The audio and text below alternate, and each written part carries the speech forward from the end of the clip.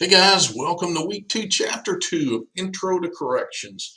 This is this in some chapters are a little bit complex, but this one's not bad at all. It's just titled Punishments: A Brief History. So it's just going over some of the punishments of the past, and some of them are so barbaric that I think you'll like to see the transgression from then until now.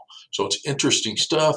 I think you'll be fine with everything. All you need to do is go over the key terms, read your chapter, and sometimes if you run into a question like on a quiz, just go to the answers, look up each answer if you're having a problem with it, and disregard the answers that you can eliminate.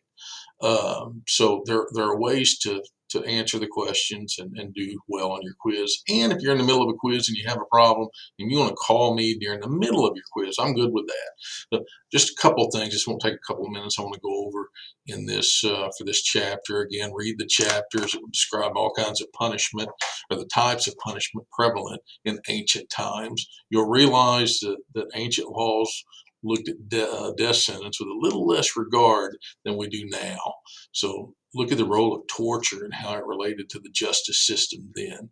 I think at some point we realized that forced confessions probably weren't consistent with actually finding the truth, but simply enclosing cases. Look at how our laws have evolved from other cultures and areas of the world. The first written laws were actually in Rome, and those laws were called the 12 Tables. The 12 Tables. Look at this and compare with the current laws we follow and are protected by. Many times, this more of a barbaric type punishment was sought to be in an extreme nature and attempt to deter others from committing the same crime.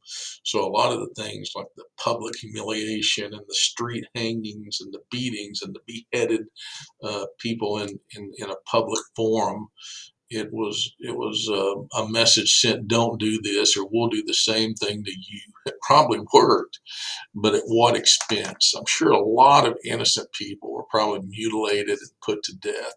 Our Constitution was founded in a sense that we'd rather see 100 guilty men go free than the one innocent person be committed of a crime that they didn't, or be convicted of a crime that they didn't commit. And you can see why things are different now. Because what worse feeling than to go to jail for something that you didn't do? There are there are only 5 questions in your quiz this week, so take time. And I think you've got some key terms too, so go over those. So make sure you take the time and read carefully. One question that may not have been in your reading, so I wanted to make sure I cover it in this. I want you to understand deterrence and what reintegration is. When we attempt to deter a crime, we're trying to discourage others from committing through fear, like extreme punishment, may keep another person from doing the same thing. I think some of that punishment we talked about a little bit earlier is what deters people from committing another crime. So understand that. Also, understand when an inmate is released from prison, we try to work on making them a productive member of society before they are released, and this is called reintegration. Reintegration.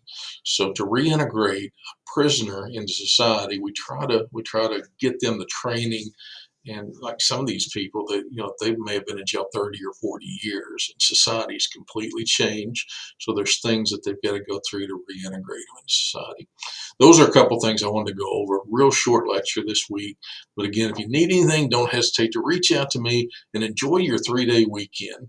Thank you so much. See you soon.